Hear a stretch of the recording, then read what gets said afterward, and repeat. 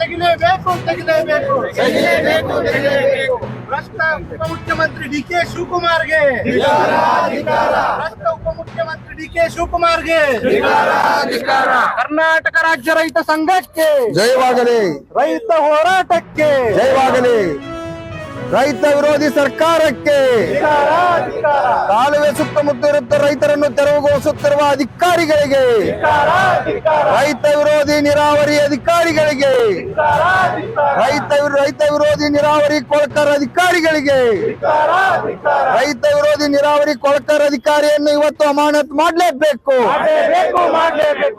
ರೈತ ವಿರೋಧಿ ಸರ್ಕಾರಕ್ಕೆ, ನಮ್ಮ ನೀರನ್ನು ಬೇರೆ ರಾಜ್ಯಕ್ಕೆ ಜಿಲ್ಲೆಗೆ ಕೊಡ್ತಿರತಕ್ಕಂತ ಡಿ ಕೆ ಶಿವಕುಮಾರ್ಗೆ, ನಮ್ಮ ನೀರನ್ನು ಕೈಗಾರಿಕೆಗೆ ಕೊಡ್ತಿರ್ತಂತ ಡಿ ಕೆ ಶಿವಕುಮಾರ್ಗೆ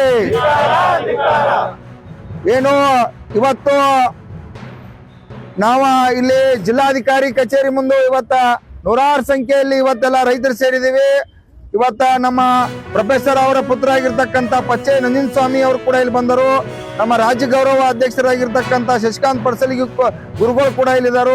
ಕಿಶನ್ ನಂದಿ, ಹೀಗೆ ಹಲವಾರು ರೈತರ ಮುಖಂಡರು ಕೂಡ ಇಲ್ಲೆಲ್ಲ ಸೇರಿದೀವಿ. ಇವತ್ತು ಜಿಲ್ಲಾಧಿಕಾರಿ ಅವರ ಸಭೆ ಕರೆದಾರೆ. ಕಾರಣ ಏನಪ್ಪಾ ಅಂದ್ರ ಘಟಪ್ರಭಾ ಎಡದಂಡೆ ಭಾಗದ ಇವತ್ತ ರೈತರು ಏನಾಗಿತ್ತಪ್ಪ ಅಂತಂದ್ರೆ 75 ವರ್ಷದಿಂದ ಕಿನಾಲ್ ಹಾಯಿಲಿ ಪಕ್ಷದಲ್ಲೂ ಕೆಲವರು ಭಿನ್ನಾಭಿಪ್ರಾಯಗಳಿದ್ದಾವೆ. ಅದನ್ನ ಈಗಾಗಲೇ ಹೈಕಮಾಂಡು ಗಂಭೀರವಾಗಿ ಪರಿಗಣಿಸಿದೆ.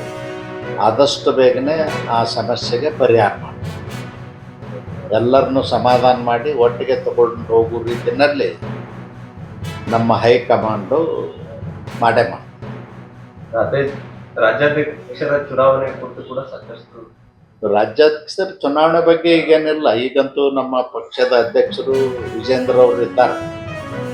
ಅದರ ಬಗ್ಗೆ ಯಾವುದೇ ಇನ್ನೂ ಪ್ರಸ್ತಾಪ ಹೈಕಮಾಂಡ್ನಲ್ಲಿ ಆಗಿಲ್ಲ.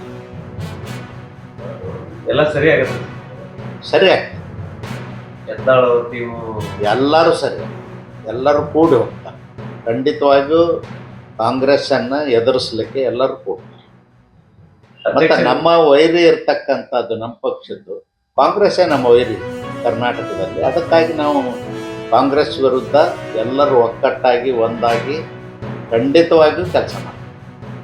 ಅಧ್ಯಕ್ಷರ ಬದಲಾವಣೆ ಮಾಡೋದೇ ನಮ್ಮ ಗುರಿ ಅಂತೇಳಿ ಒಂದು ಕಡೆ ಯತ್ನಾಳ್ ಟೀಮ್ ಹೇಳ್ತಾ ಇದೆ. ನೋಡಿ, ಅಧ್ಯಕ್ಷರ ಆಯ್ಕೆ ವಿಚಾರ ಹೈಕಮಾಂಡಿಗೆ ಬಿಟ್ಟಿದೆ. ಹೈಕಮಾಂಡ್ದವರು ತೀರ್ಮಾನ ಮಾಡ್ತಾರೆ. ಹೈಕಮಾಂಡು ತೀರ್ಮಾನಕ್ಕೆ ನಾವೆಲ್ಲರೂ ಬದ್ಧರಾಗಿದ್ದೀವಿ.